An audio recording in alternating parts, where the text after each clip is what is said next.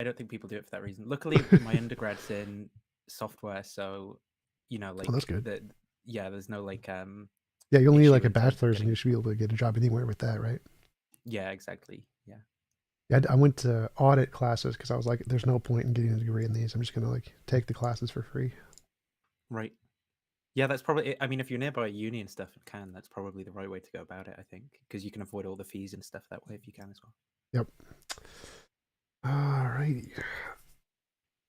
So what else have you been doing lately? I mean, not much else, to be honest, because I mean, I had to drive a van up and not die, which was a pretty, like that.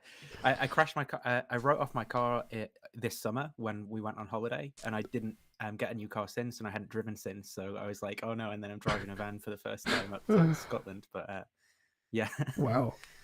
Exciting. yeah. But other than that, I mean, just so I don't know. The climate conference thing that was in Glasgow. The Yep. reason that I've only just moved in is because that peaked all the prices and stuff. So I had to kind of wait for that to end and then move Wow. back in with my parents for a while.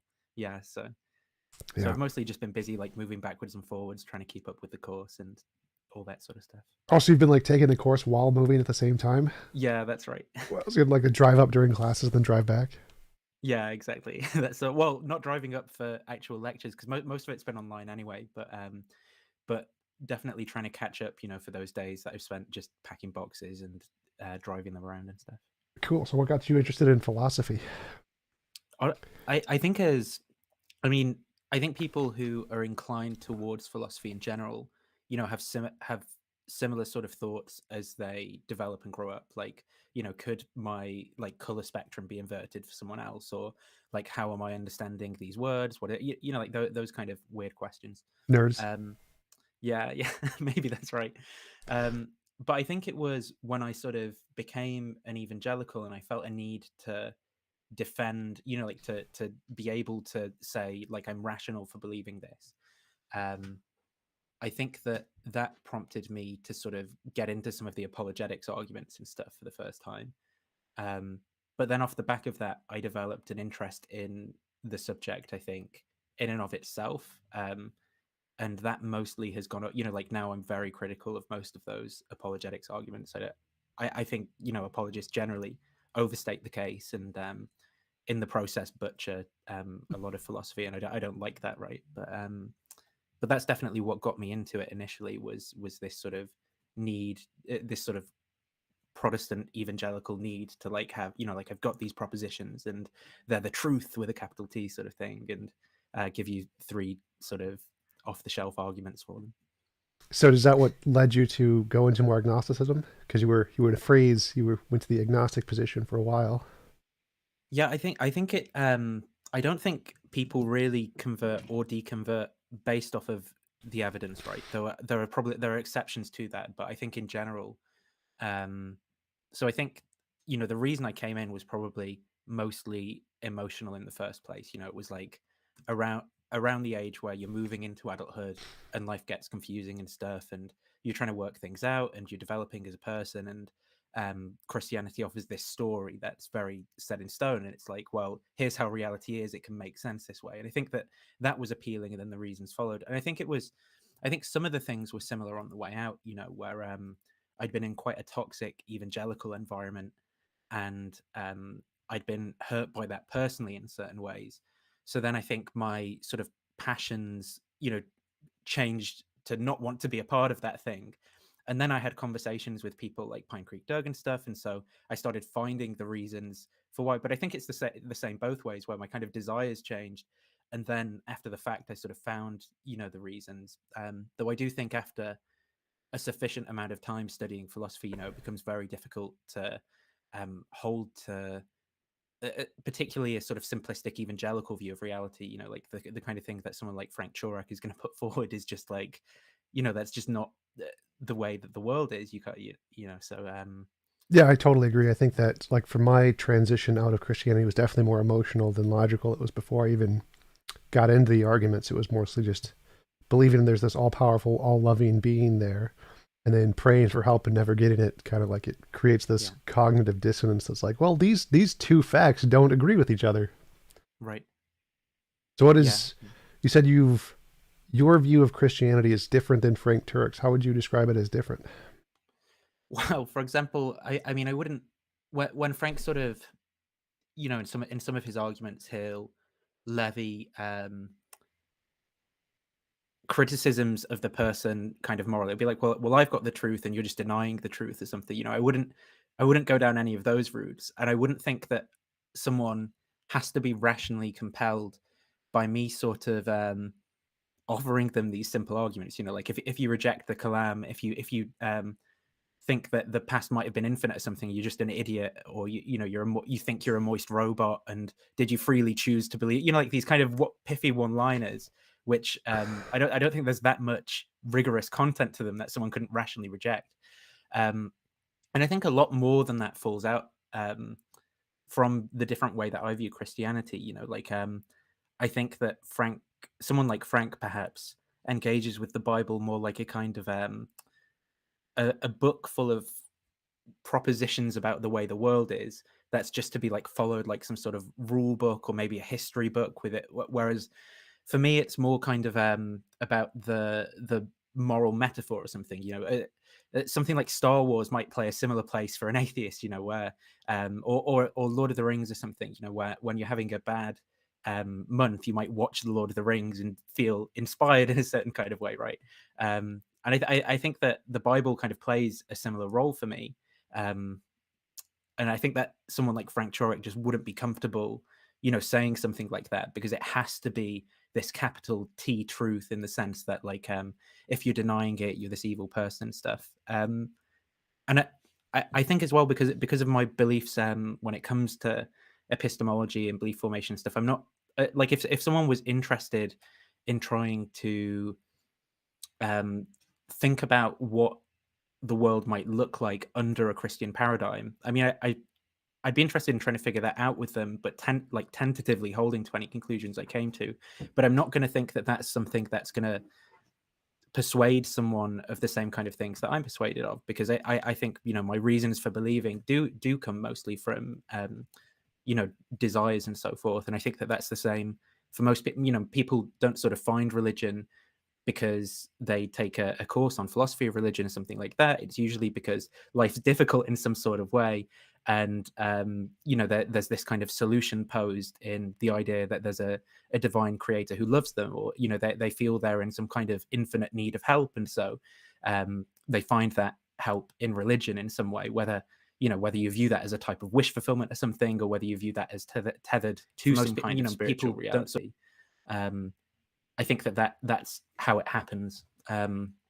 So I don't think someone like Frank Turek just can describe or talk about religion in that way, and that's sort of one big thing that makes it different.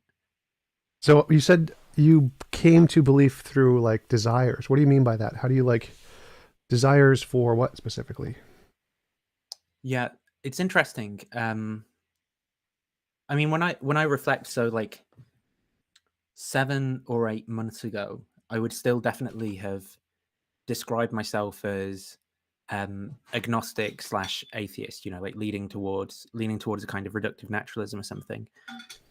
I mean, why did I begin to sort of change my views of things?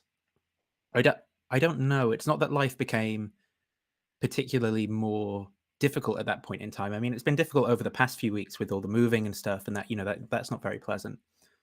But I do think that something in my desires changed, and I don't know what that is. I don't know how to cash that out, because any way which I try and cash that out is going to be laden with it's going to basically assume the conclusion, right? So if I say talk about it from a Christian perspective, it can be something like, well, the grace of God is working in me to kind of like grant me faith or something like that. And if I look at it from, I don't know, the kind of a kind of pop psychology point of view, and I can explain it in that way. I can say, well, I was kind of conditioned and primed into some of these concepts, and then I couldn't let them go for whatever reason, come up with some reason. It's very difficult for me to introspectively assess why that change happened without appealing to entities that are going to be, that are going to just assume the conclusion. So So yeah, I don't know why exactly. I guess I can give a go at describing um, what sort of happened. Um, I guess I just sort of started reading the Bible more again. Um, I started listening to sort of Christian philosophers who were less Frank Turek like, and were sort of engaged with the nuance, and actually people can disagree rationally and so forth. The same with biblical scholars, like people like Pete Enns, who you've had on. My views are probably closer to what someone like him holds. Listening to other philosophers, could you name a few others like Pete Enns? In terms of philosophers or Bible scholars, Both. philosophers, people like John Cottingham, for example. He's a guy in the UK, and he's got a very interesting book called Why Believe. Could you And send again, me his name so I'll invite him on the show? yeah, no problem. Do you want it in the chat here? I can just type it if. Oh yeah, cool. Into the chat. No, what? Oh yeah, in the chat. Yeah, in the chat. Yeah. So yeah, John Cottingham would be one. And people who you're aware of, like Josh Rasmussen and stuff. Yep. I don't know that I agree with all the same arguments as him, but I think I gained an appreciation for the way that he kind of engages in discussion, and I think I grew tired of this kind of like simple reactionary, like the evangelical apologetics world, and the kind of like people who have left that world for various reasons and but are angry at it, and it's just this kind of constant back and forth. And I was like, well, what does religion actually do um in life? It offers this sense of community, a story about where I come from, a kind of sense of identity and stuff. And I guess I was just like, well, that is a way of life that I sort of want to engage with and be in. And but prior to like rationally thinking any of that stuff, my desires just changed over time. I don't know how to describe it other than that, really. Well, do you take it literally, like Jesus actually rose from the dead, actual talking donkey stuff, or more figurative? And not talking donkey, but I What? think That's like the best part. Oh. in terms of, I mean, a lot of the claims in the Old Testament, especially, are very different. I mean, I agree with you that they're all pretty much all like these miracle claims are on the face of it fairly implausible, right, given empirical experience. But the particularly trying to do any kind of historical analysis on the Old Testament, they like I don't know the original languages. I don't know a lot about the backgrounds and stuff. So, I mean, I don't think that most of them, or maybe even any of them, happened exactly as they kind of say. When it comes to the New Testament, I'm probably pretty similar, though I do think that on faith I grant the resurrection of Jesus. But that's not to say, I think from the point of view of someone dispassionately assessing the evidence, as it were, it definitely is the best explanation to go with that Jesus didn't rise from the dead, right? I think that makes way more sense if you're putting it through like a Bayesian framework or something based on the evidence that we have. Um, I think it's when the resurrection when the resurrection is viewed through this lens of well, I'd say of faith, right? But that's a really difficult word that is poison for a lot of people, I suppose. But it's when it's viewed through um, the lens of hope or something like that. I don't know what word to use other than faith. Maybe that would be useful for people. So maybe it is faith, but then you can kind of try to understand it through that. But it Well, what is, do you mean by hope or faith in this context? Like, how would you define those?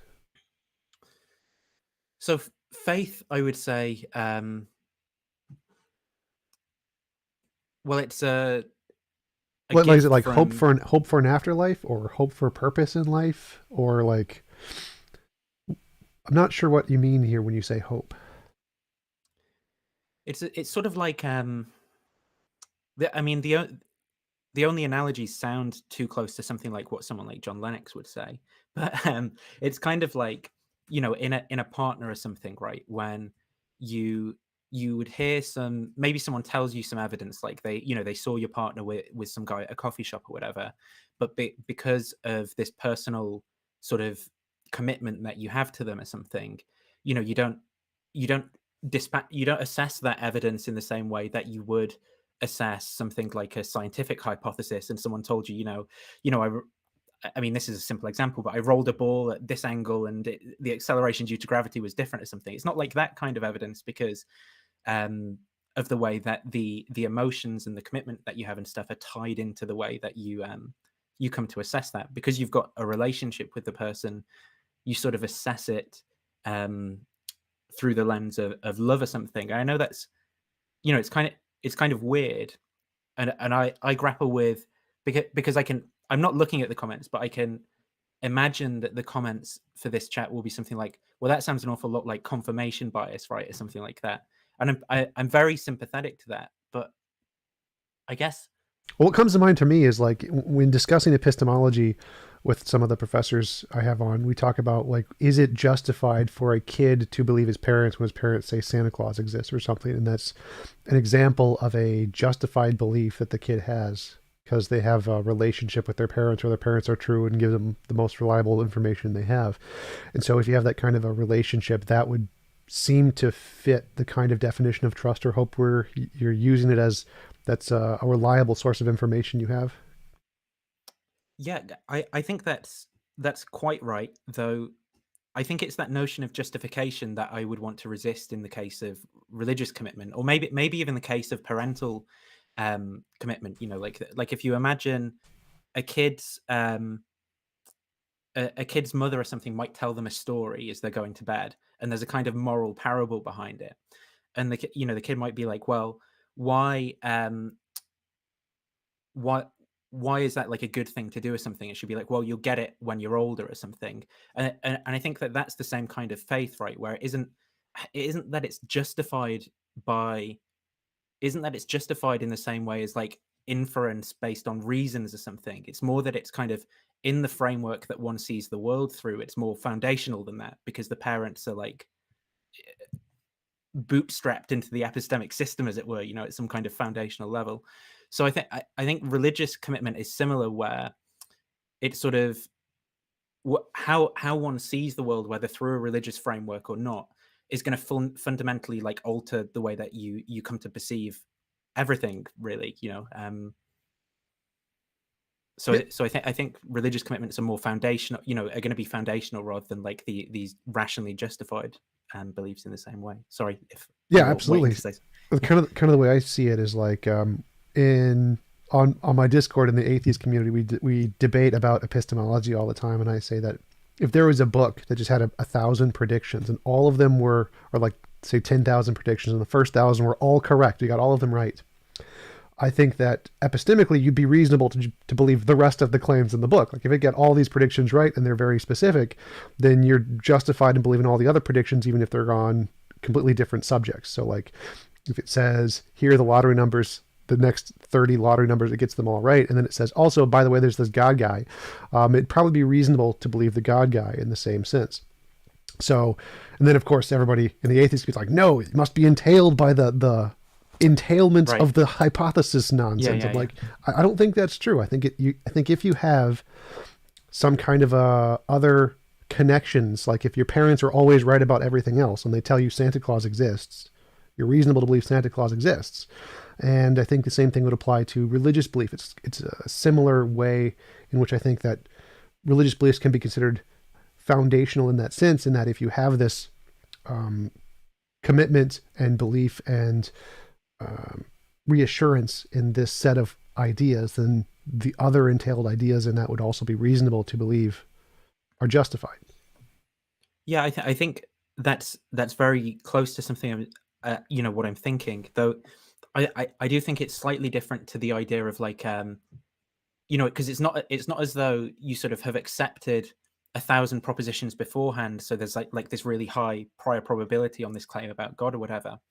Um, I I think it's like it's sort of like you'll have beliefs about that the USA is a continent or something, right?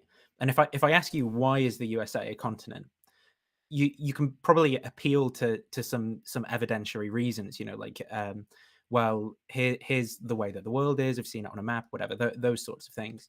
But the actual belief itself that the USA as a continent is in some sense prior to any of that sort of evidence. That evidence is almost coming back to justify something that isn't held by evidence at all.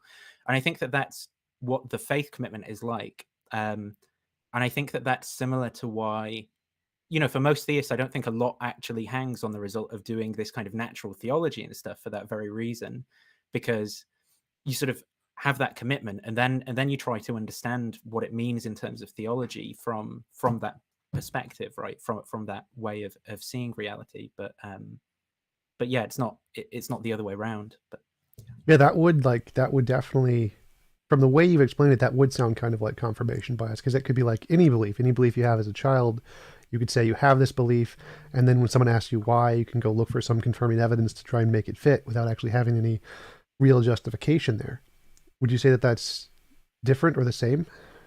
Yeah, I do think it sounds very close to what perhaps confirmation bias would be one of the manifestations, but like it sounds very close to sort of bigotry or something, right? Like on a particular topic, like bigotry. Yeah, like bigotry, like where you're bigoted about a particular opinion, whether it's like race or well, I mean, religion could be one of them, or politics or something like that.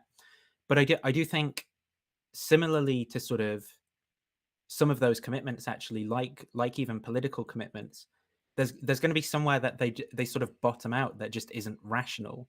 Like I don't think that there is a rational basis that could be argued in such a way that every single person would agree, for example, as to why the world is round.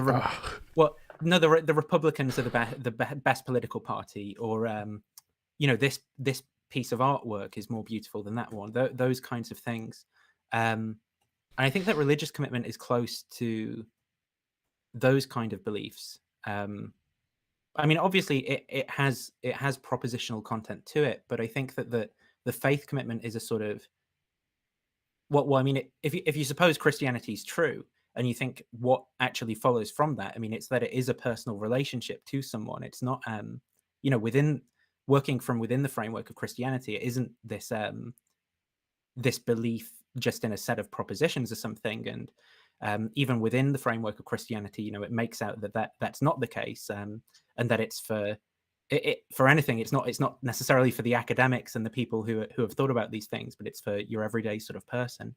So working within the yeah, sorry, if you want to come in, feel free. Yeah, because you're mentioning propositional content cases like is that painting the most beautiful, or that isn't? There's no truth value to that. It's just an opinion, essentially.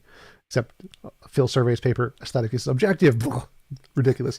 But so, like, are you considering religion more in that beauty opinion sense, where it doesn't have a truth value? Because it seems more like a truth statement, in which case there would need to be like a way to falsify it or something, like there would be something we could discover or some way we could critique, is this true, rather than is it just I like this, like beauty. Yeah, I don't mean to suggest that it's subjective, that it's entirely, that there's no fact of the matter about it. What I mean to suggest is, in terms of like epistemically modeling what's going on, there isn't like some set of arguments or propositions that can be offered in favor of one political party that's going to be just accepted by everyone from every single standpoint and universally convincing.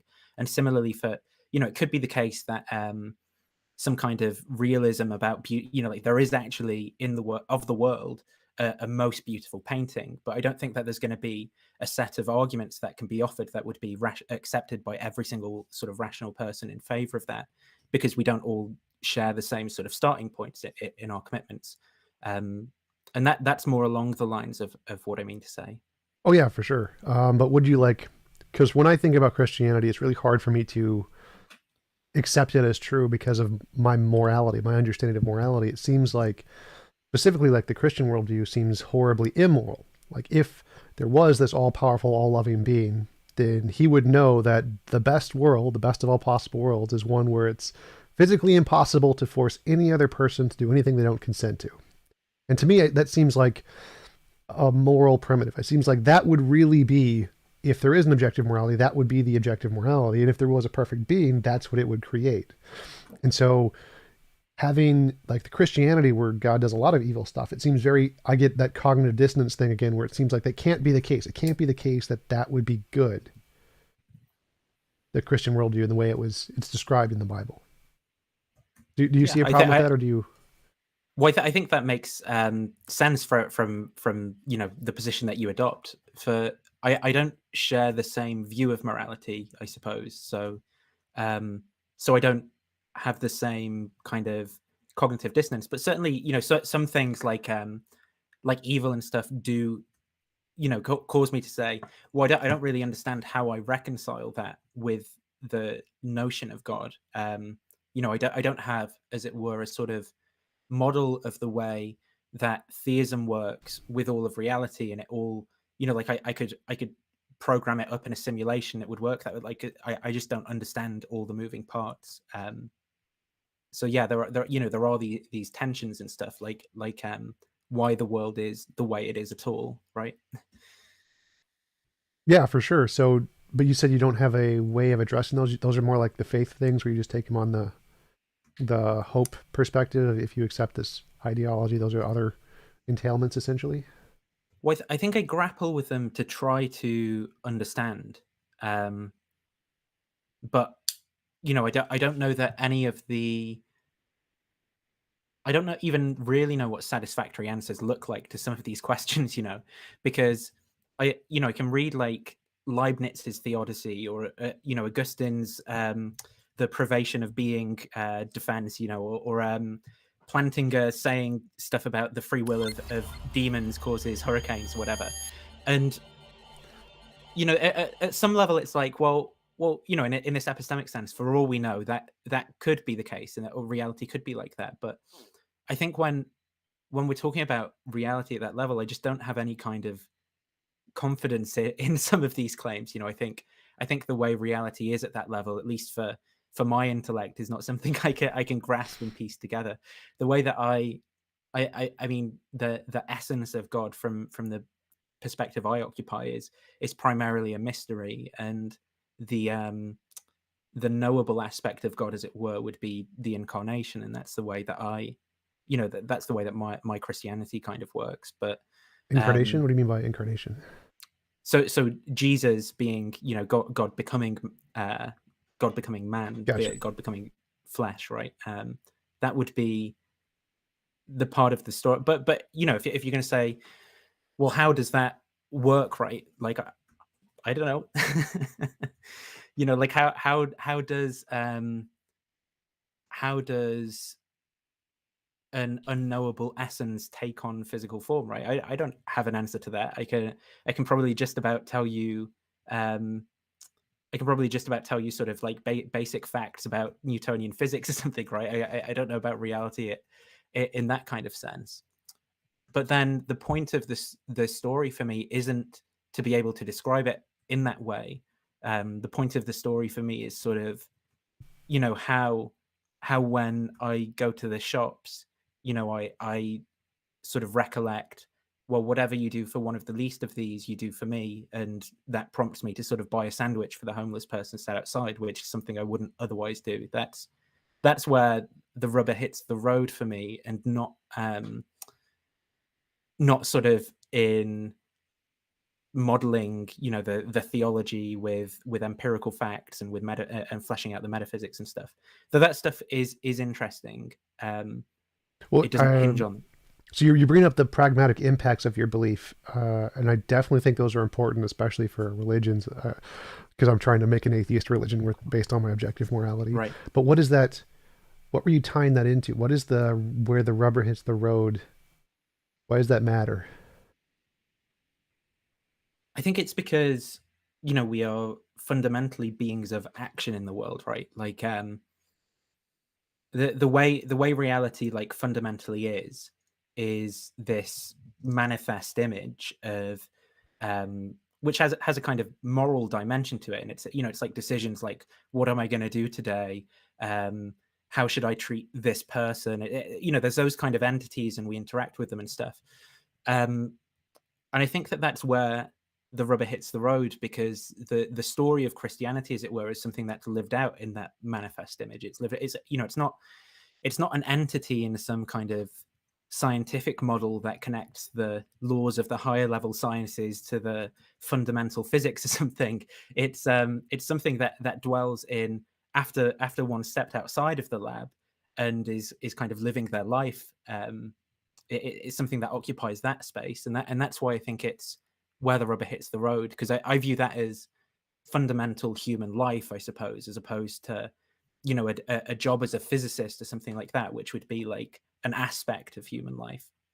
Do you think that's something that's important for religious beliefs, is that they have that rubber hits the road aspect to them, where they have a pragmatic impact on people's lives, and that's important in the way that religion is a part of people's lives? And if so, how do you see how the rubber hits the road in other religions? Like, would it change your confidence level, to use the strict epistemology terms, if like other religious beliefs had, where the rubber hits the road for them, like they had a more moral impact or something like that?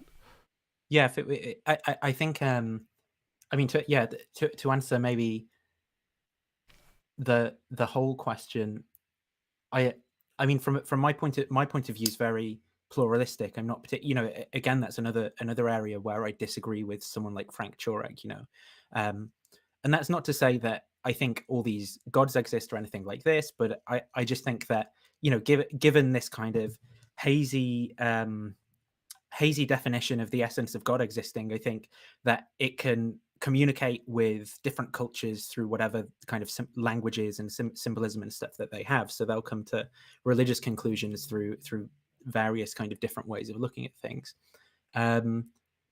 So I'm not particularly exclusivist in that sense, though it doesn't mean I necessarily commit myself to like these contradictory propositions, about the way reality is.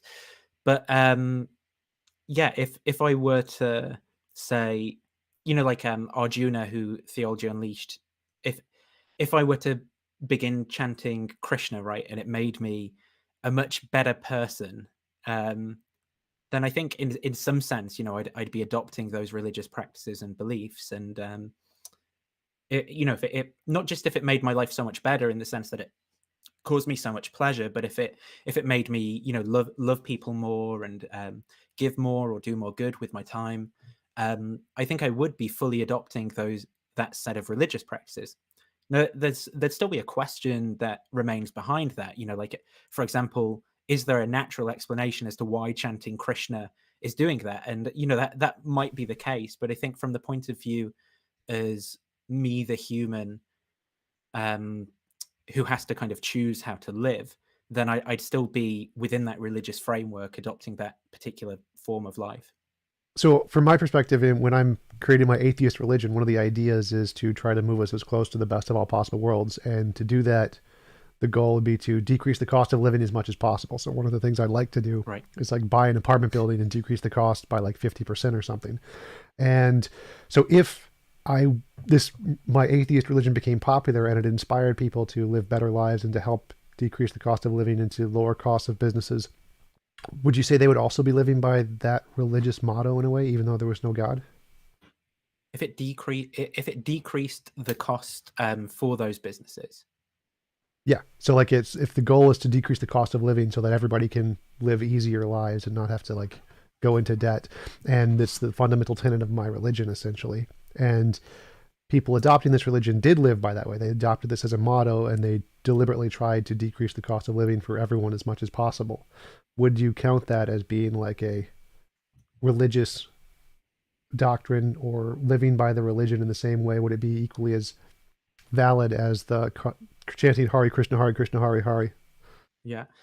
Yeah, I'm not quite sure. I think there's something. I mean, I'm not going to be able to provide a sort of strict definition of what religion means, because it's kind of vague, like what a game is or something. But there definitely are certain things which seem to have to kind of be there, and it seems like the person firstly kind of identifying with a set of practices or something, rather than being defined by someone else as falling under those practices, seems to be quite important for them being like a member of that religion.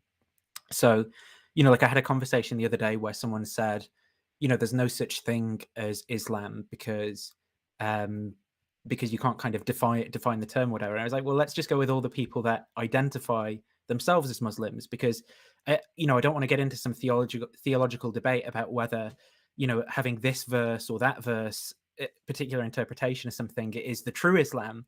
But I'm happy for anyone who's sincerely saying I'm a Muslim, not just as a reductio, sort of going, yeah, well, I'm a Muslim and eating like a bacon sandwich, but anyone who's sincerely saying I'm a Muslim, and there's some sets of practices that are sort of encompassed by that. One of them seems to sort of be saying like peace to you, brother, a lot with people who are in the in-group. One of them seems to be reading the Quran and going to mosque and that sort of thing.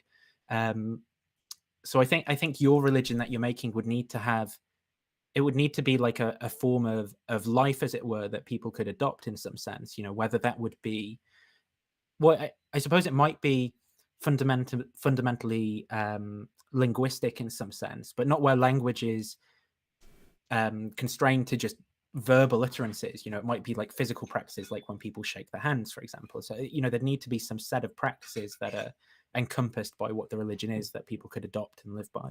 Oh yeah, absolutely. I mean, that would be the goal, would be to all the practices involved in trying to decrease the cost of living. But I mean more like would that, because you mentioned how other people's influences, where their rubber meets the road, for other religions can be explained in a sense by the God, because the God can communicate with other people through their cultures or whatever.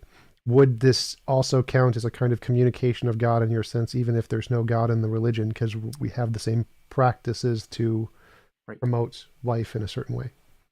Yeah, I think that would actually be right under that story of reality. Like it's sort of like when precepts kind of say, well, you believe in good or something, so therefore I've kind of got you believe in God. And it's like, well, no, that's under your story, but under your story they're entitled to access the moral facts which you think are grounded in God, right? But that doesn't mean that comes along with the proposition, this is grounded in God. They just recognize that's good, and the way you cash that out in metaphysics is slightly different. So I do think that under that story, I think like humanism, for example, I'm not opposed to what humanists do in general, because I think it brings about a bunch of goods which I think are fundamentally grounded in God. I'm not exclusivist in the sense that I think that the key aspect to a good life is saying that Jesus is Lord or something, and going to church on a Sunday. I don't think that those are the defining characteristics of the good life. And I think actually many people are better off outside of like harmful forms of Christianity than they are within them, because it's sort of abandoned some of it, what it should be doing in terms of trying to create and harbor the good life for people. Oh yeah, that brings up the question of like of all the different cultures, if one was clearly more moral than the others, would that lend more credence or give more confidence to their belief being true in some sense? Or would you still incorporate that and say it's still a manifestation of Christianity or the Christian God in some sense? Or does the difference in morality, that is how people act in their culture, have an impact on your belief? I think if I was truly sort of convinced of the aesthetic superiority of like one culture, then I would have to take their kind of metaphysical and religious claims more seriously. I'm not saying that just recognizing that would convert me to that religion or culture or whatever, but I do think that it would do something where I'd be like, okay, well now I want to know more and investigate this and take it more seriously than I do sort of Marxism when I look at a Soviet block of flats or something. Not convinced by the gas chambers, huh? Yeah. But yeah, I think that's really interesting. I've been thinking about that lately. Like, if we could make a moral like standpoint of this religion having this kind of an impact and having a more of an impact than churches, then I think that would cause a lot of people to think about it and take it more seriously. So yes, yeah, I agree. Yeah, that's especially like effective altruism isn't specifically like atheistic, right? But yeah. I do think what people like Peter Singer, for example, do outside of Christianity is I think the strongest argument from the position I occupy is the sort of meager moral fruits of believers. So when I see people people who are claiming Christianity sort of being terrible to one another and not loving people or doing the best they can, though I can't sort of bring out the specific counterfactuals of what they'd be like without that story, but it seems like they're not doing that much better than everyone else in a lot of cases, and that I would say is the strongest kind of rational reason against the position that I occupy.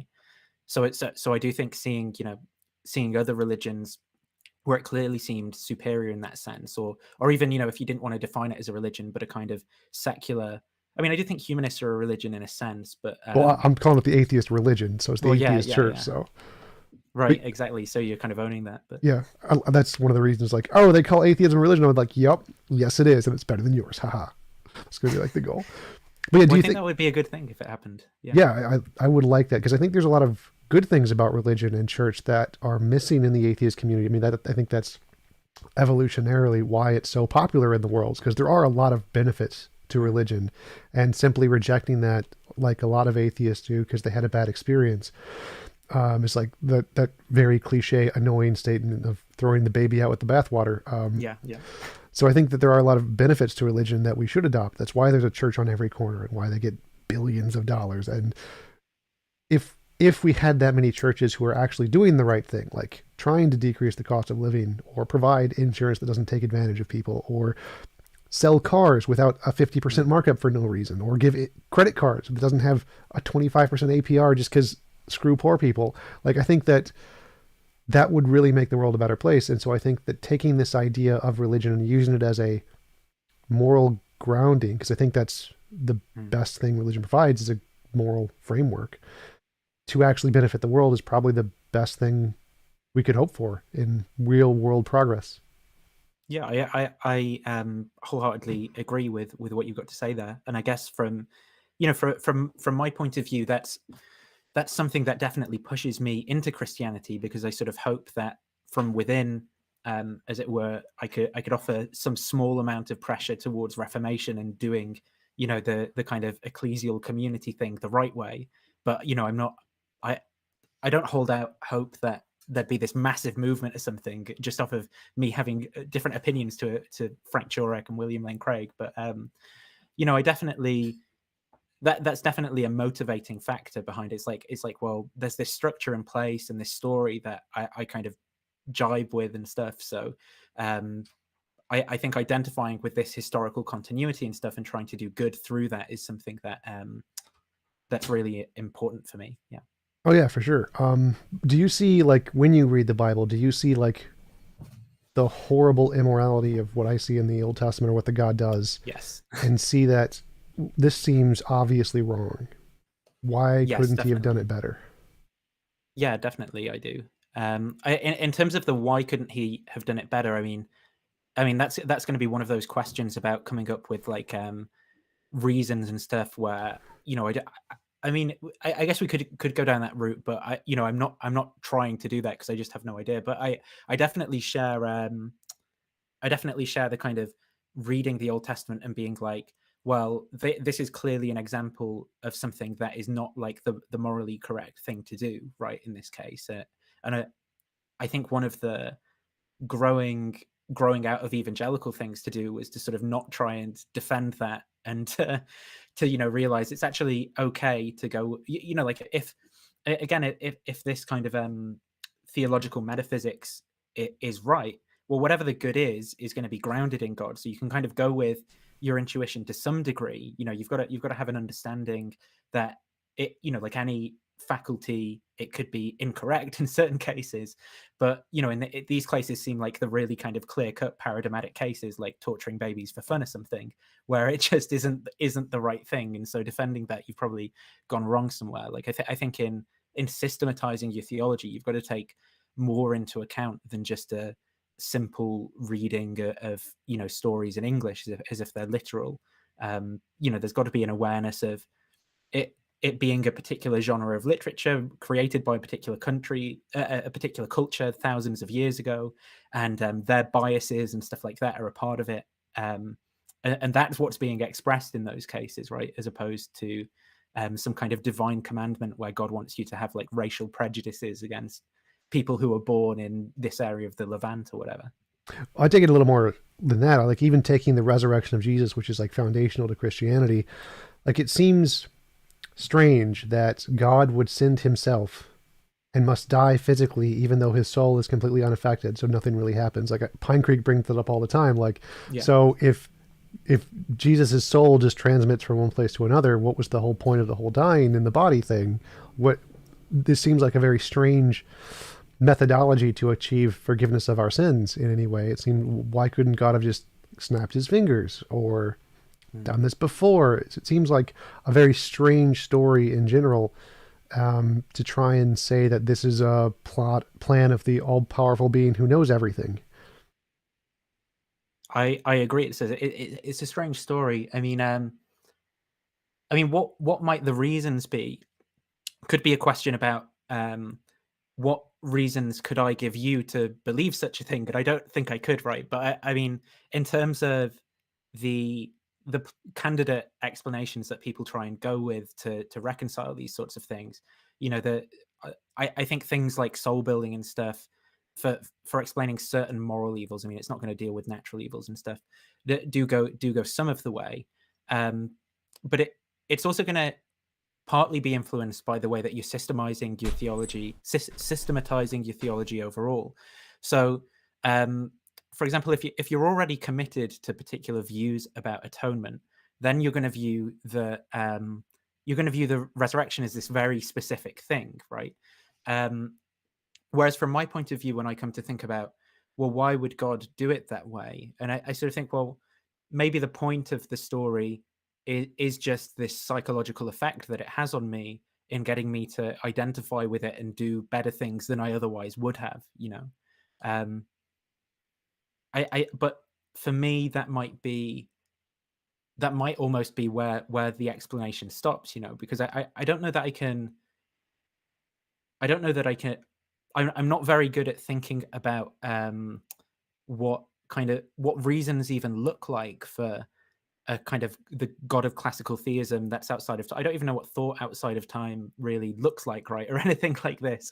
So in terms of then cashing out, well, what would be like a reason for instantiating a particular world with whilst I have omniscience, right, of every set of outcomes? What would a reason look like for instantiating that world? Like, I don't think I've got much hope for. I mean, it could, let's say, in an epistemic sense, like for all we know, it could be true.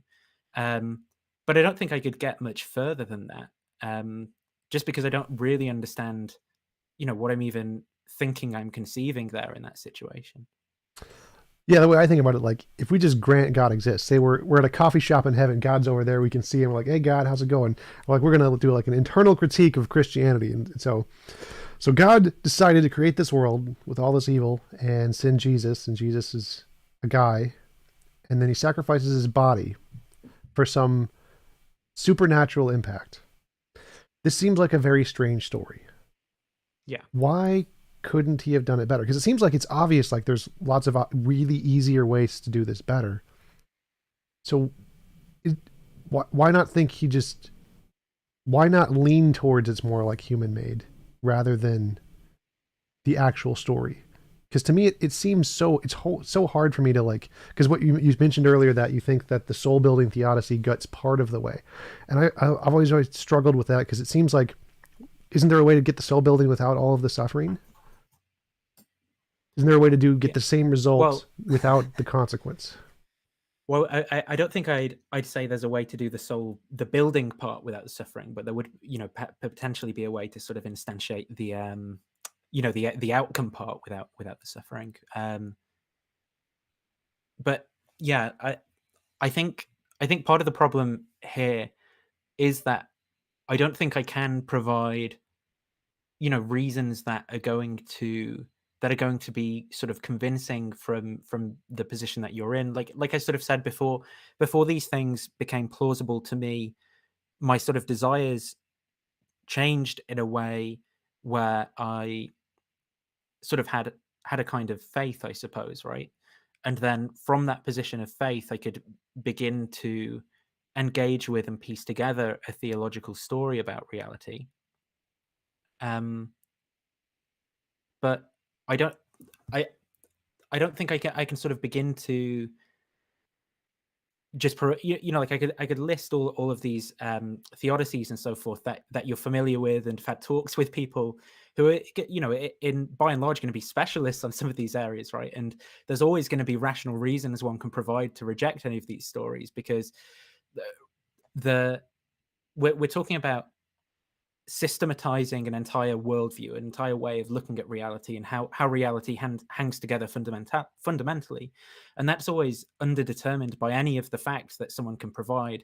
And in terms of plausibility and convincingness for someone to adopt it, is going to be determined, that rational assessment is going to take place against a ton of commitments that one withdraws to. You might think it in this, like in the case of a skeptical hypothesis or something, well, what I'm doing is I'm going to do away with all my assumptions, right, and tip the whole barrel of apples out and just assess these claims one by one and see what good reasons look like. But even to do something like that means adopting a particular standpoint of rationality where one believes certain things. And so I don't think when we don't really share any religious hinges in our belief system, that we can get the door to move, sort of thing. I mean, I think what might be convincing would be like getting to know someone and over time befriending them or something like that. And I think that might begin to convince someone of the plausibility of religious claims, but I don't think discussing philosophy of religion is something that's going to do that. So in terms of like providing you with the various theodicies and ways of modeling how God might have like reasons to create the world this way rather than that, whatever. I mean, there's always going to be another consideration that can be brought into account, like, well, why not just do this, or why not? And yeah, it's going to be like that for any position anyone adopts. Oh yeah, that was kind of my question. Is like, it seems like just how everything else is underdetermined, it could also be underdetermined that the soul building can be achieved in multiple ways. Like, it seems strange to me to think that the only way to do soul building is with suffering.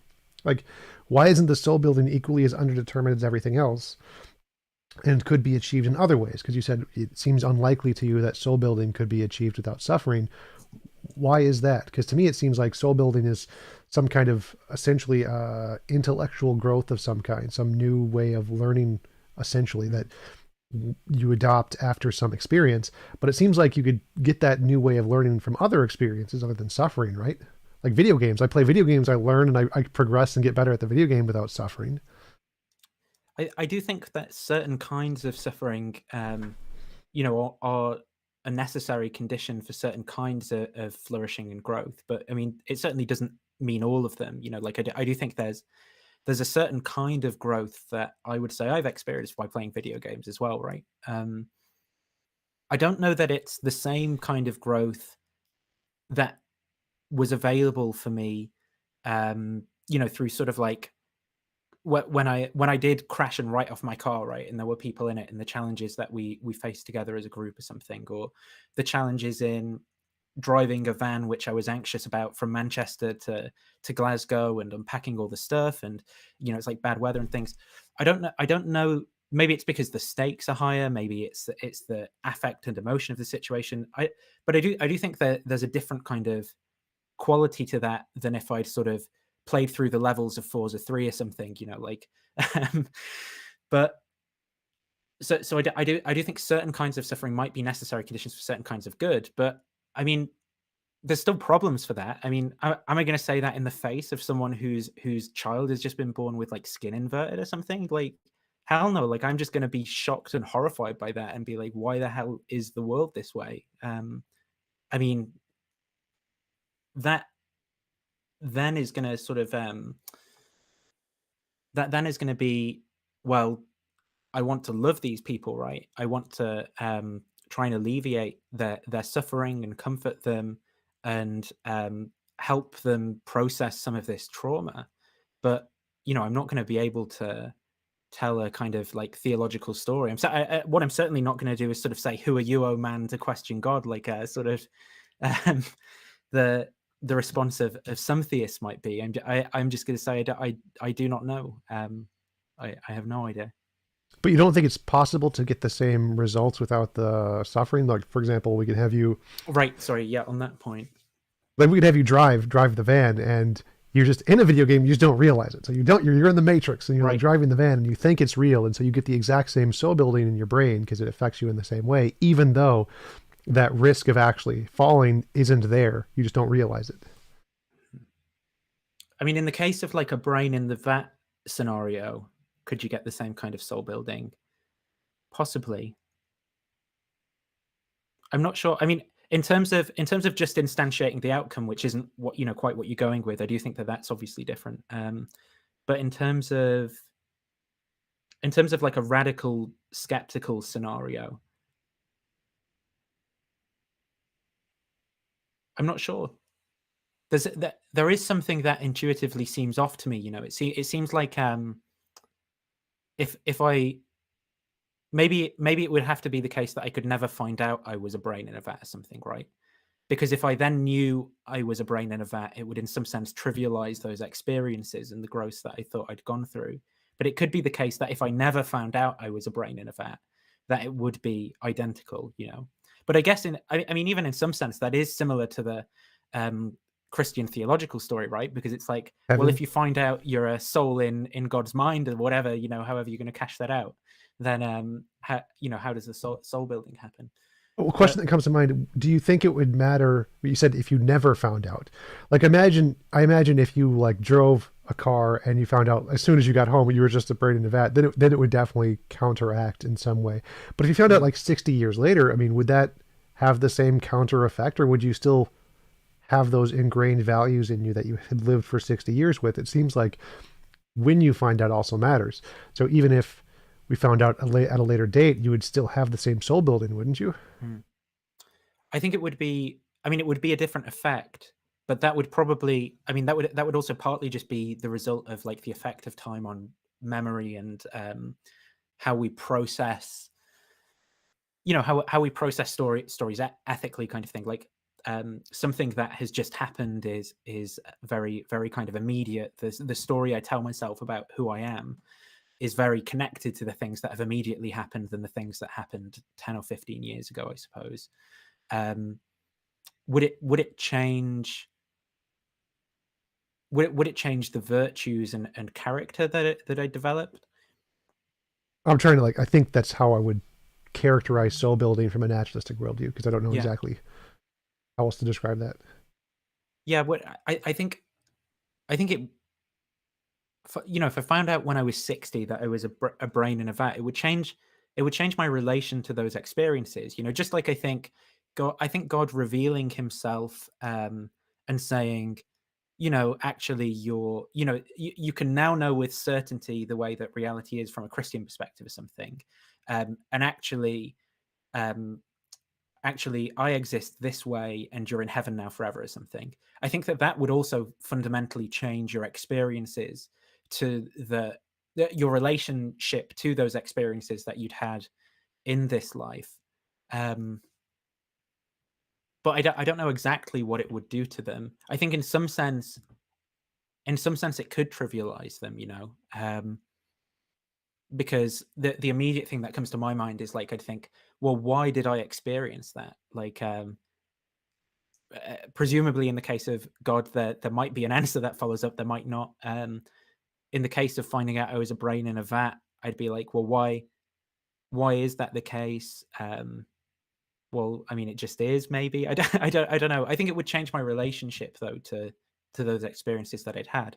I'd still have the experiences, um, But but it couldn't might you cause say me soul to. building in Yes. the both? Like, you'd say you come out of the Matrix and you talk to Bob, the Matrix builder, or whatever, and he's like, well, why did I go through that experience? He's like, well, for soul building, like you did this Mm, to build your character in some way. yeah, yeah. Is there any difference in the validity of the soul building in the Matrix example versus the heaven example?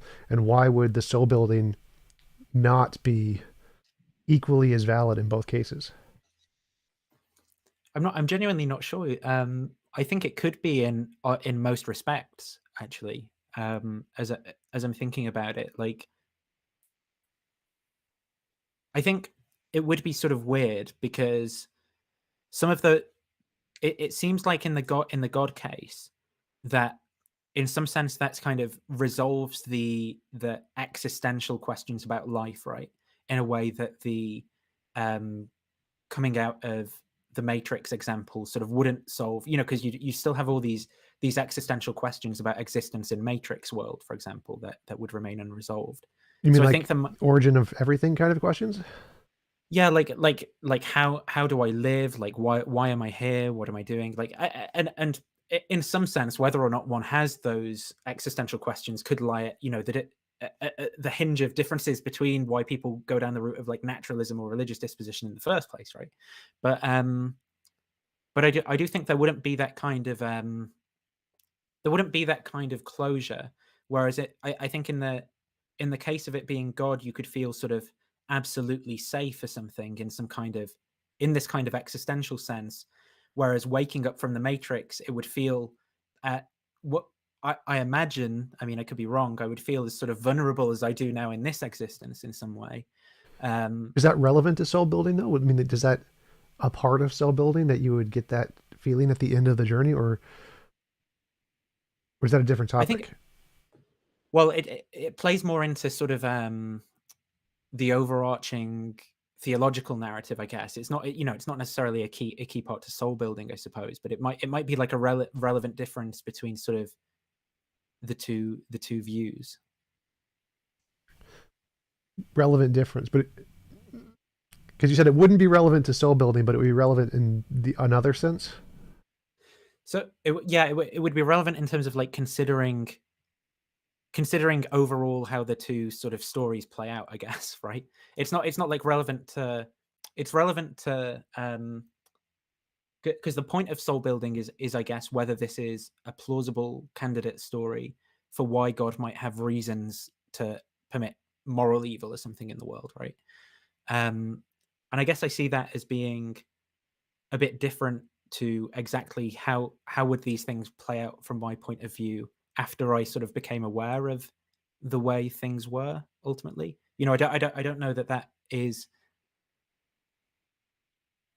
I don't know that that's something that I have been or should be taking into account when I think it. Does this sort of provide me with reasons that God might have to permit moral evil in the world? I don't know. Maybe you think it does. Well, because the way it works in my head is that so the reason we're allowed to suffer is because of soul building, and like you said in the Christian worldview, there's no way to get the soul building without the suffering. But it seems to me like it's obvious. Like, yeah, you can. Here's one really obvious way that you could do that. You could get all the same soul building without the suffering. And the difference you said was that, well, at the end, once you wake up, you don't get the Oh same no, sense because the of. suffering would still be there in the skeptical scenario, though, wouldn't it? It wouldn't be not suffering because you found out you were brain. If the finding out in the skeptical scenario, um, if finding out you were in a skeptical scenario undercut the experiences of developing a virtuous character and so forth, I think it would also undercut the suffering. And sorry, if it undercut the suffering, it would also undercut the experience of developing a virtuous character in some sense. In that case. Well, the reason I bring up the Matrix is you can still have the fear and the belief that suffering could happen, even though it couldn't. So, like, you could believe that your child could come out with your skin grown out inverted or whatever, but you just wake up and it didn't happen or something. You get to the Matrix like, here is your kid, he's fine. So you have, But if the virtue bit, oh sorry, you finish. yeah. So like you can imagine crashing your van, or you can think it's likely you're going to crash your van, but in the Matrix, like you're not going to. It's not possible. You can't crash your van. You're fine. But the point of the experiment is that you can still get the same soul building. You still have all the same psychological beliefs and feelings without the actual suffering or the consequence there that seems immoral. Or you can make it optional, like in my BPW. You can say that I consent to be a part of this world where the soul building stuff. But if someone doesn't want to, they're like, nah, I'm not a big fan. Wouldn't that be more moral? I guess I'm not sure now that there isn't suffering. If the if those experiences, even though it's acknowledged that they weren't real in the sense that they were taking place in the most fundamental level of reality or something, but if they're, phenomenally identical, for both, for from whether they were in the base reality or the kind of matrix reality, then it seems that the phenomenal realness, right, seems to be this condition that makes the development of my character real, right? It makes it something that really happens to me.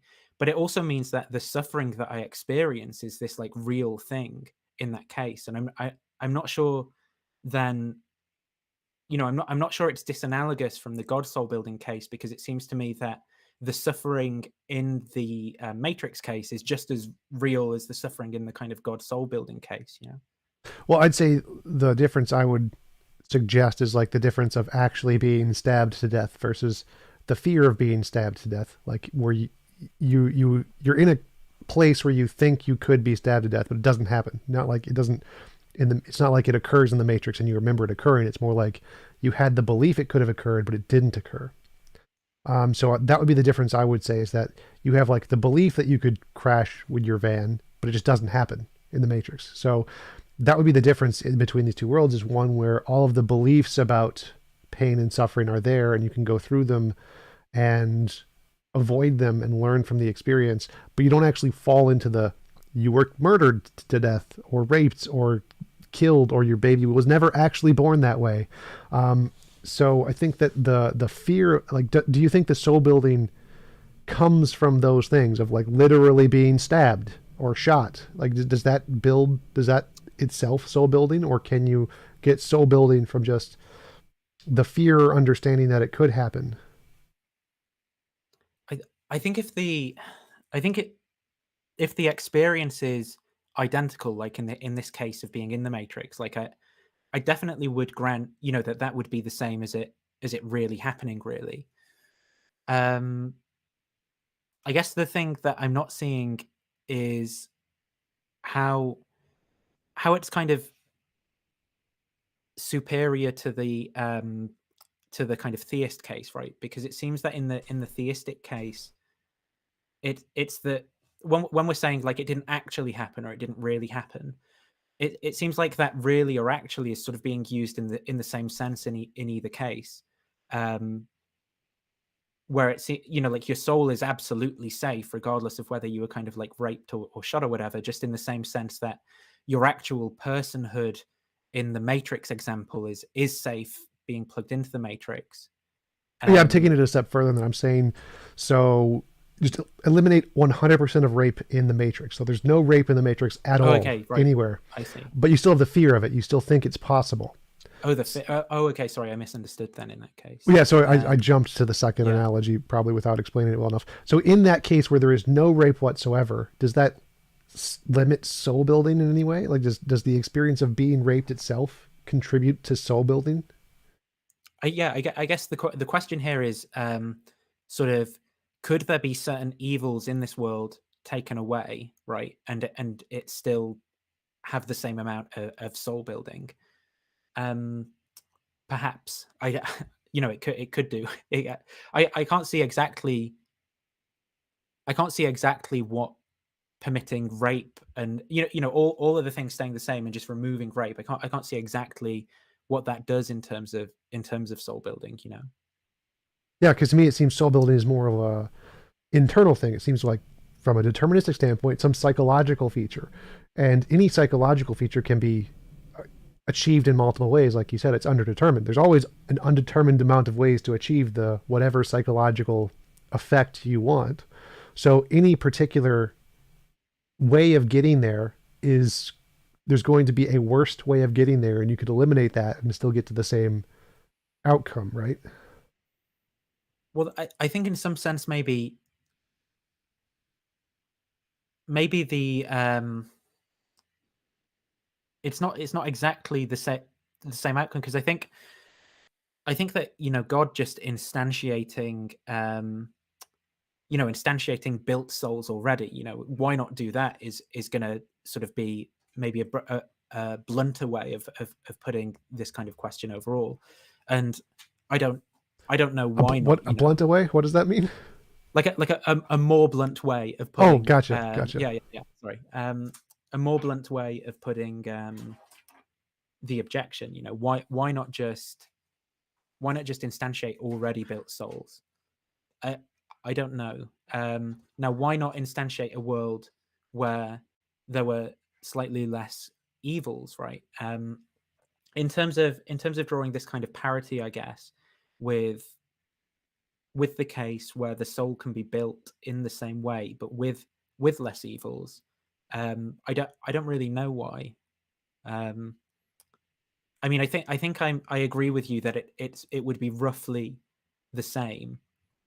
Maybe, I mean, I'd have to think about it more. Like maybe the case could be made that not permitting rape does actually, there are some goods that come about through a world where rape happens that otherwise couldn't be the case. But I can't see that, and it doesn't sound, on the face of it, it doesn't sound that plausible. But I'd have to think about it.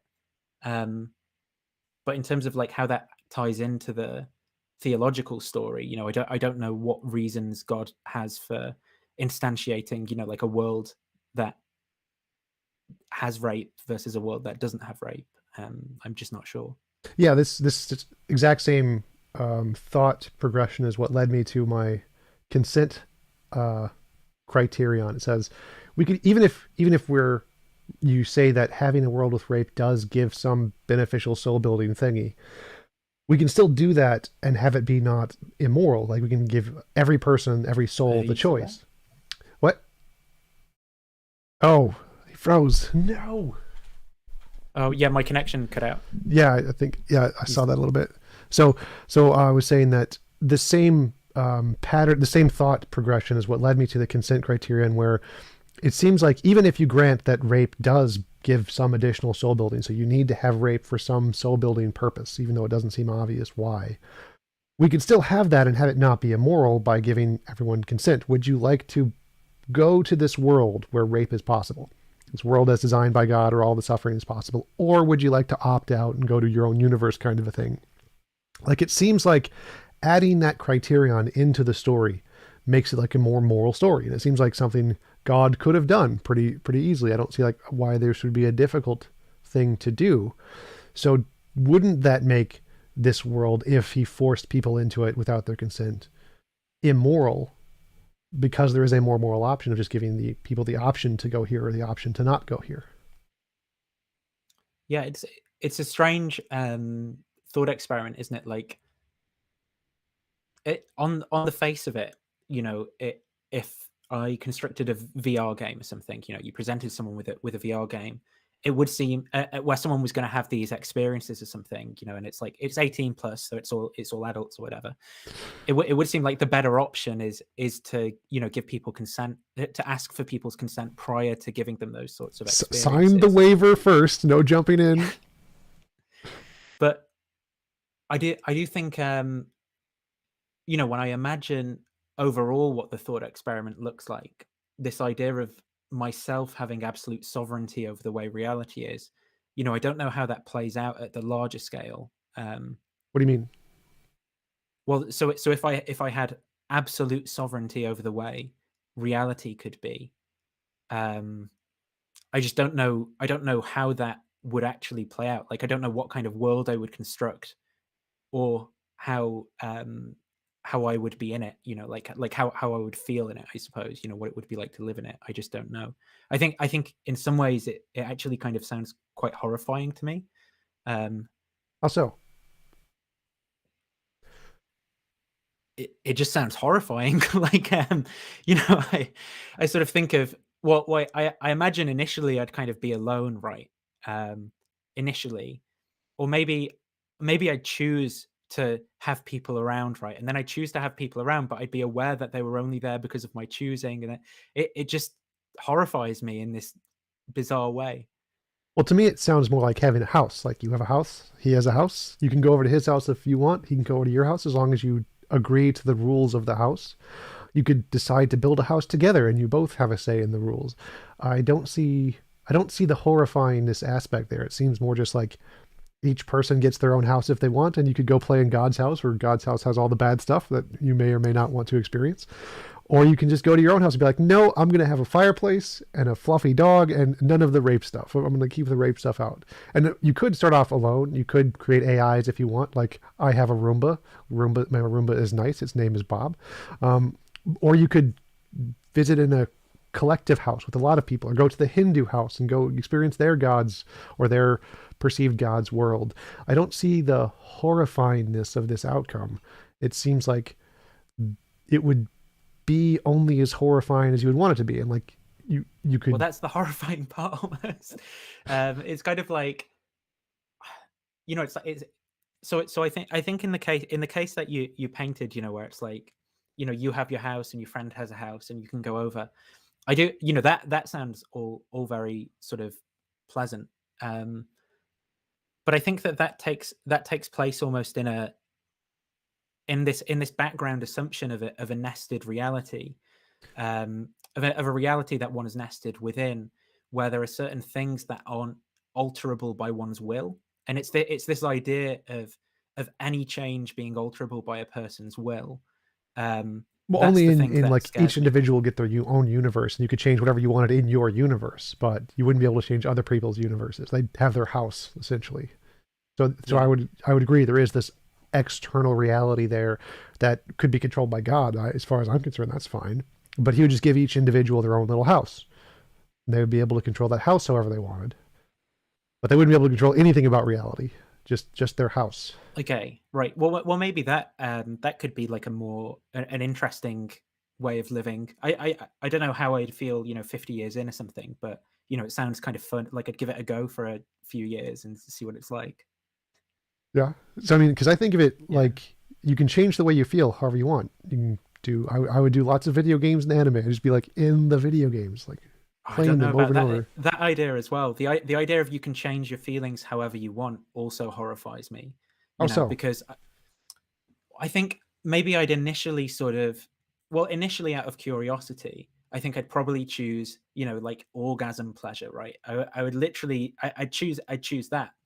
But then I'd probably, I think, be like, well, I'm kind of bored of that, or I want to try something else, and then I'd kind of will something else. And then I just wouldn't know what the hell to will.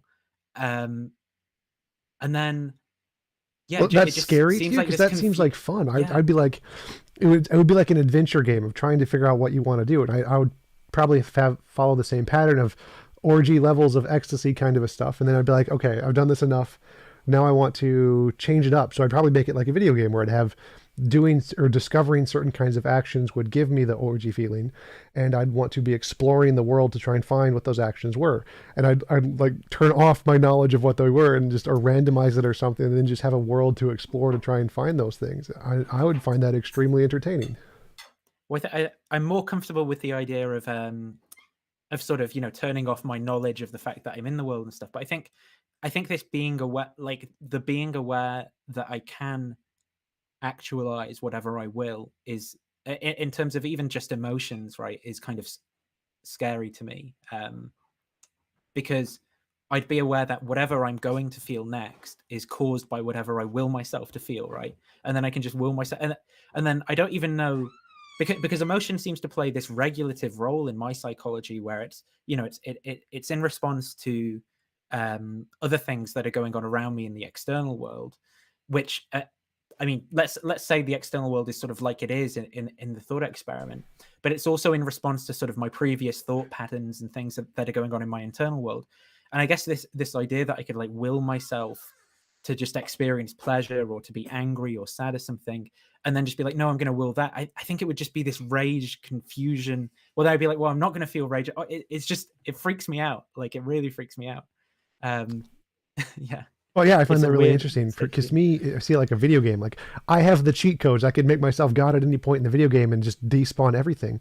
But I deliberately don't do that. I deliberately like limit certain actions and play through it one way, and then change the conditions, play through it another way. And I don't think there would be any substantial difference here in the two cases. You would have the option to at any point just give yourself godlike power, but people don't do that. When they play video games, they usually limit themselves, make it harder for themselves, and then once they beat it that way, they make it harder for themselves again, increase the difficulty. And that's what I would imagine it would be like for the most part, where it would be progressive changes that would help you to find out what you kind of really enjoy doing. Like you would find out what kind of video game you really enjoy doing, or what kind you would want to do more often, and then change it up after that. So I don't see it as horrifying. To me, it seems like a big adventure game. So I don't understand the intuition people have, like what you're sharing, that it is horrifying in that way. To me, it seems like some kind of like intuitive fear of the self in a way, or intuitive fear of human nature, intuitive fear of having control. I don't understand that feeling that people have, and it's something that I'm very curious about. Yeah. I don't know that it's what I want to say it isn't, is this sort of, maybe I'm not saying that this is what you're doing, but maybe this sort of psychologization of, the Christian narrative of, well, humans are intrinsically sinful or something, so I wouldn't want to be given power over to myself. I mean, that would be like a belief that I sort of have as a part of Christianity, but I don't think it's what's playing a big role in this thought experiment for me. I think what it is something like, well, when I consider what the world seems like, right, I sort of consider it from this background of assumptions, where the way I conceive of it is as if I'm stepping into a VR game, but there are certain baselines about the way the world is that remain the same, whereas I'm taking those away. Whereas the world itself, and that seems good, right? If it was like this VR game where there's always the base reality you can step out into, but in the case where those things are taken away and everything is subject to my will, it just seems like so strange, like anything could happen, and anything does happen that I will, and I don't even understand. I don't understand how like valuation and meaning would work. Like in terms of the way that my psychology and you've painted some ideas there of how that might work in saying, well, I'd forget about it and create a world that's kind of similar to our own, but take away some of the evils. And I agree that like, okay, implant me into that world, and maybe I get some of the same kind of meaning and value and stuff. But it's this being aware. Then, if I ever become aware again of the fact that my will can control things, it's straight back to the kind of existential terror, and then almost becoming aware of that knowledge would undo or trivialize or something, like any of the things that I had done as a subject in the kind of scenario that I'd set up. I don't know, it just that's what seems sort of terrifying to me. Well, two things that come to mind for me is like, one is, do you think God has that same feeling of existential dread when he realizes he's an all-powerful being? And the second would be is like, well, there would always be this external reality that was independent of your will, because like there's always each individual being would have their own world that you could go to and collective things. So there would be an external reality there that has some shared logical consistency or something to it, independent of your world. So it'd only be that your world you could do this to. Because to me, it feels comforting to know that I could go back to my home and then look at porn or whatever when I want to, and not be trapped in the external world of everyone else's values. So I don't feel the same dread of that idea, knowing that there is an external world there, and everyone has their own world, and I can go experience those if I want to. But then I also have this place I can go back to where I have full control. Yeah, I suppose on thinking about that first question, I think maybe the thing that is making it scary for me, right, is as I conceive of it, I'm thinking of that I stay me, or what I understand to be me, introspectively in some significant sense. So if it were the case that my whatever I am can be changed such that I would be like what it's like to be me would be qualitatively identical with what it's like to be God, whatever that means, then perhaps I wouldn't, experience the perhaps I wouldn't experience the existential dread. But I think if in any significant sense I do remain me, and as I understand myself, psychologically and so forth, than it would be that kind of horrifying thing. Because I don't know, I'm sort of thinking of, because in terms of the scenario you're painting as well, it doesn't seem like, I don't think we'll ever be able to change the way reality is metaphysically or something, so as we could, like make ourselves God or something, right? But I think maybe what you're describing could be, or something like it, something that could be possible through technology in this kind of VR sense. So I guess in that way, that's what's playing into me conceiving of it as I sort of significantly stay myself, and I, sign the rights over to Google, and they transplant my brain into some computer or something, and then that scenario is actualized. Well, is there a difference But between those two cases? Like, because I think it's definitely possible that we can gain control of the laws of physics and probably change them in such a way where we could do this too. I definitely see that as likely, that if we gain enough technological ability, we will be able to change physics and do this in the more literal sense, where everybody gets their own universe and we just have some kind of like spiritual control over the laws of physics, just like we do in a computer. And obviously I don't want to sign myself over to Google, but it seems like in a way you're kind of doing the same thing in Christianity, where you're signing yourself over to God as opposed to Google in this case. yeah, I mean, I agree with that analogy. It's just that, God, from my point of view, like God's a kind of different entity to Google in a few, a few ways, but Only a few. yeah, just a few ways, but not so many for so long, with the metaverse and everything, which is, and Mark Zuckerberg is the the incarnate Christ and everything. But yeah, I think maybe it could be, the question seems to be sort of like, could that be done through technology so as it would be phenomenally indistinct from the sort of description of reality where one would be like made a god or something, right? Maybe it could. Maybe you could in some sense simulate that. But I don't know why. I'm not sure why it would be like me, for example, that would be done to, because it seems that I would be transformed so much in such a process. Like I think even, I mean, I'm assuming a bunch of stuff about the way that physics and neuroscience and stuff plays out in the future. But I think whatever would have to go on to like transplant my nervous system into that, in order to make me not be me in the sense I in order to make myself not have these existential psychological issues that I do have, my neural architecture would have to be changed in this like really significant way as well, as it was put into this machine. And then it wouldn't be clear to me, why not just build a machine that was like that in the first place? Maybe is the important thing the continuity of psychological experience, like, that I knew as a past self that I was me and now I had become, but then would that undermine the thing? And so it's like this really weird scenario, so I'm not, I don't know how to think about all these things. Yeah, I've spent a lot of time thinking about it. To me, I imagine it more like you are you as you are exactly right now, and you're handed an iPod with God powers, and you're just like on, off, on, off. So I mean, I definitely agree that I would want that continuity of self. I'd want to still be me, and then be given this power of my own universe without having to change me fundamentally unless I wanted to. And then I could like save that as like a base state, and I could just revert back to reset to Windows 7 whenever I wanted to be like, okay, so this is what I was feeling before, and then change it as I go. But I don't feel that existential dread thing, and there are a lot of people that do, and I've always wondered why. Because it does seem like what you mentioned earlier, a psychologizing of some fear of the innate way of humanity that is attributed to religious belief, saying you're inherently sinful, and that causes this fear of being self-controlled or having your own universe, because you would imagine all of these potentially horrible things you could end up doing.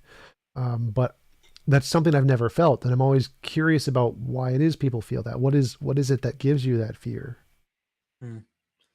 Yeah, I mean, in terms of, like why it is, it's like what kind of explanation, would like satisfy that? Like why do people differ from me in respect to thinking that way? Like, because there could be this story about, well, it's because people like have this kind of wish fulfillment. So, that you tell some psychological story, and that maybe that could be right. I mean, the person wouldn't know, but maybe there's like reasons or something. It's like they differ in the reasons that they have. I think as I'm thinking about it more, I mean, I've not thought a lot about this thought experiment. I'm thinking maybe it's this idea of the self being the fundamental basis of reality as well. So instead of it, as I understand all experience, right, I can't get beyond my own experience, but there is this otherness as well as self, right?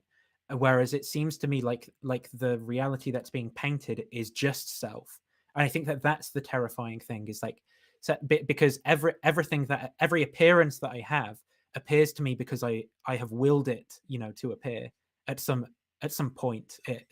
Well, I suppose at some logical point in time, right?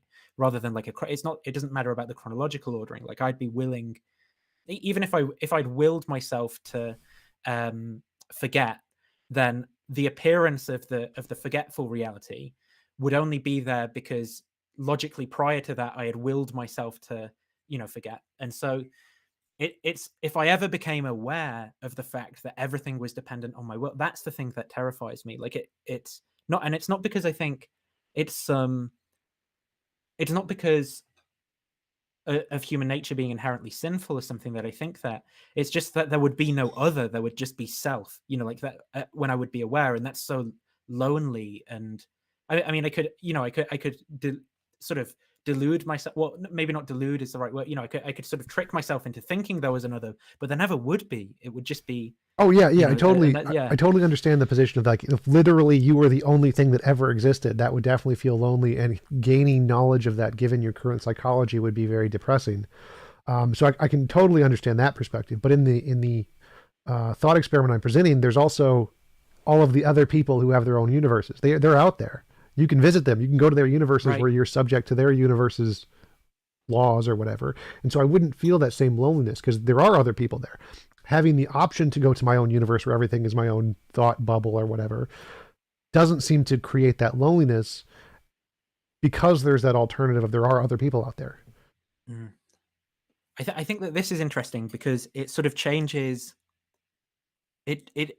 I'm just not sure how this works, kind of thing. Like, it changes the way that what I'm imagining is, because it seems then there's like these metaphysical rules or something about the thought experiment world, where it's like, okay, well, the rules of the game are that you can invite people, right? But then those rules aren't subject to my will. I'm Yeah. subject to them, right? And then Yeah, so there are, like I said before, there are these logical rules that are independent of your universe. Yeah, but it's like you have your house, I have my house, and I can do anything I want with my house.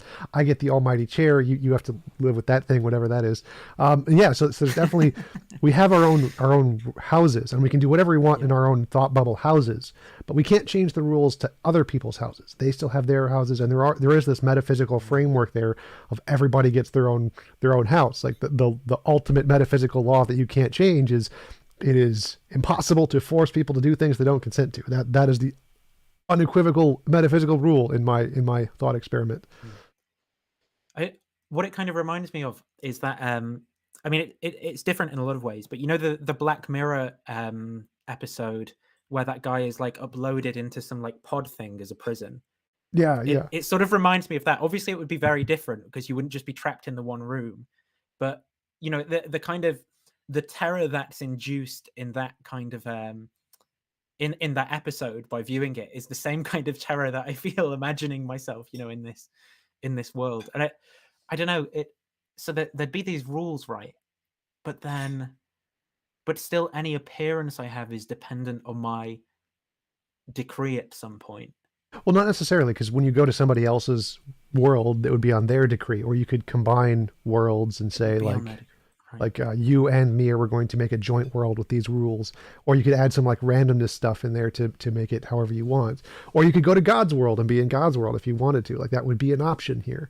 So I wouldn't say that there is any fundamental difference here, because you could have the exact same world. You could live in this exact world as it is. The only difference would be is that you have the option to go to your own world if you want to. Right. But so even if I grant, right, that there are these other people I could invite to my world, but they couldn't cause any appearance for me in my experience unless I permitted them to, in some sense. So it still is dependent on my will in that way. Do you see what I mean? Like, there's nothing that they could do that I would experience that I hadn't permitted them to do. Yeah. And so my will is still sovereign in that. And so I think it still falls back into that same terror of like, well, everything that happens is just self. I'm starting to sound like a French continental philosopher, but Well, why is that scary? Like saying that I could choose to go to Hitler's universe where he allows gassing, and then I'm being experienced gassing. But it's because I consented to do it in that case. Why is that a terrifying thought? Because the experiences are still there. This is the only difference is you consent to them. I don't see why that would be a terrifying thing. Oh, I think maybe this is partly played into by like psychedelic experiences or something, right? Which I'm playing on to sort of imagine some of the weird states, weird states of mind where one might be able to kind of like imagine certain things. But you heard this from a friend, right? Like a friend told you about these experiences. well, I've had very bizarre experiences, not where it seemed like I can control anything, but where it seemed like I was fundamentally alone with nothing. And that is the scariest experience what I've ever had. And like a kind of terror that I just couldn't put into words. And when I think of this scenario, I'm kind of like, thinking of that, I guess. And then so it's like if you have too much control, you would afraid that you would get that same experience because if you had too much control, it would give you that sense of loneliness, kind of a thing. Well, it's not. Well, I think about that, right? And then I think about, well, I just will myself out of it. So I go, okay, pleasure now, and then I'm like, yes, and then I'm like, now let's make it real, and I just will stuff, and it happens, but then like normal psychological affects, which would be caused by events, I have to will those to happen too. So I have to be monitoring all these things in order to simulate what happens, or because there can't be autonomy because then something might happen that's apart from my will, right? Like if why not? I was like, so like you can program a computer and have it run however you want, and then just leave, and the computer does the stuff. Or you can show randomness and put that in your universe, and have that just as fine. You wouldn't literally need to individually mitigate every possible thing at every point in time. I think I might have to, because and the reason being that, so I could at one point in time will I want this to run autonomously because I just can't handle it running. But then something might happen, where I'm like, well, I didn't want that to happen. And then like what? Then I'm no longer willing everything. Like I've somehow instantiated like a contradiction in the system that's been set up. Well, why would that be a contradiction? Like, for example, I could say I'm going to limit my will such that these events can occur. So I just have a list of all possible events. I say these are possible, these are impossible, and so I know whatever happens is on the list of the possible things, but I can include on the list of possible things bad things. So you lose at the video game, or you get your head cut off by the bad guy in the video game.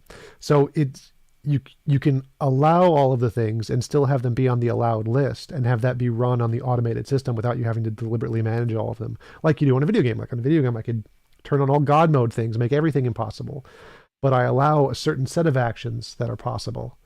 That I've given control of this to the video game, so I'm not doing any of the work anymore. I'm just playing the video game. But all of the rules, I'm not deliberately managing them at all points in time. I just look back at them whenever I want to change something.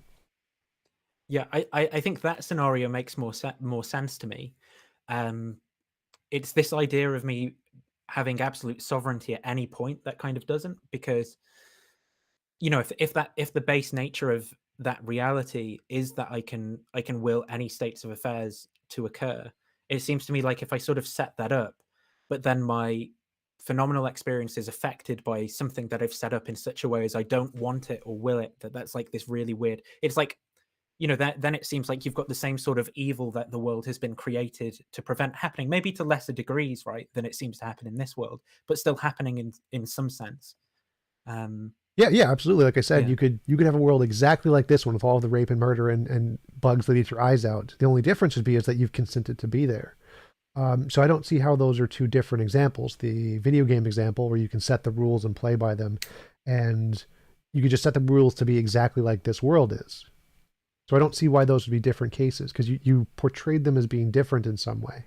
That the video game example would be more plausible in some way, because I see them as the same. Yeah, I guess I don't I think maybe what I'm driving at is something like, like I would will to, have an experience that I didn't will or something, like it's kind of like that sort of thing that I think the I don't understand how that sort of works under the system. And Well, that I guess means, that would be a yeah. contradiction. Like if I willed at time A to have experience that at time B I didn't will, that would be a possibility. I don't see that as a contradiction because I would see that as like I'm planning a video game and I'm going to have myself experience some stuff, and then I go through the video game, and at time B in the video game I didn't like that experience. But I don't see that as a contradiction because like when playing a video game, if you turn the difficulty up to the highest difficulty, like in the future you're going to experience some challenges there because it's a harder difficulty. And maybe when I'm experiencing those challenges, I'm very upset with the video game because I'm like throwing my controller at the wall or whatever. But I did that deliberately. So when I started the video game on the harder difficulty, I knew I was going to experience these challenges, but I did that consensually, even knowing that in the future I'm going to have some frustration with it. So I don't see that as a contradiction. Like that doesn't seem to be a logical contradiction in that set of experiences. Not with the tense built in, um, but I do think it should be possible. It seems like if I can will anything, right, then something like willing to experience something that I don't want to will or something is like, something that could be willed because that's something, or maybe it's not something because it's a contradictory state of affairs. I don't know. It's just a very strange thought experiment, the overall thing, and so I don't know. Let's say at the pause menu when you're sort of deciding what life to lead next, or whatever. It's that experience that I don't know what it's like, and if it's played out in the sense of a video game that I understand, where there's a menu and some constraints and options, if we stop building in constraints, then it becomes less existentially terrifying and makes more sense to me. But it's this idea of when the constraints are taken off altogether, that, well, firstly, I sort of stop understanding what it is I'm imagining. But when I do think I'm imagining it, it's just terrifying in that sort of existential way. Oh yeah, absolutely. I totally agree. So I agree there are constraints like Okay. in that way. Like the big one is it's impossible to force people to do things they don't consent to. Like that's one you can't change. No conscious entity could change that no matter how much they wanted. They can say they can like give their will over to somebody else or whatever, become a slave, and then other people can force them to do Mm. what they want. But you can never force anyone to do anything they don't consent to doing. That What is about the like go ahead. I try not to be rude. I was going to say, what about David Wood? David um, Wood, the guy who like tried to apologetics 301 or whatever, where he like tried to yeah, attack his yeah. dad or Oh, whatever. I was gonna say, well, it seems to me that there are some people who will things like to genuinely harm someone else. Like if someone has but that is not allowed in the metaphysics of this Yep. reality, right? Yeah, Yeah. you can will only things that apply to yourself and your universe, but your will doesn't apply to other people. So it's no involuntary imposition of will, which means all parties involved. There can't be an involuntary imposition of the parties involved. Mm. Yeah, I mean, I guess that helps it to make more sense to me. It irons out some of the weirdness, but I still find it very, very weird overall. It would have to become far more like a conventional video game that I understand for me to be like comfortable stepping into it, I think. Interesting. Yeah, well, we've been going for several hours now, or an hour and a half or something. It was a great conversation. Really enjoyed talking to you. Love to talk to you again sometime. Good luck with your degree. Do Yeah, you want to thanks. tell people where to find you? Closing statement stuff. Yeah, my channel's Digital Gnosis. I've got a bunch of stuff over there. I guess for most of the people who watch you are probably going to be more familiar with the Bad Apologetics series, which I've got, because presumably there aren't a whole bunch of theists watching your channel all the time. But so that might be of interest to people.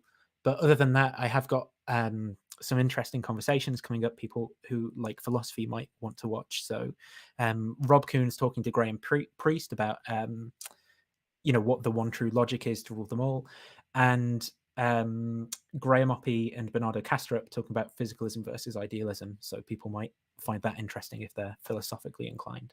Cool. Awesome. Thanks again for coming on. Really appreciate it. I will let you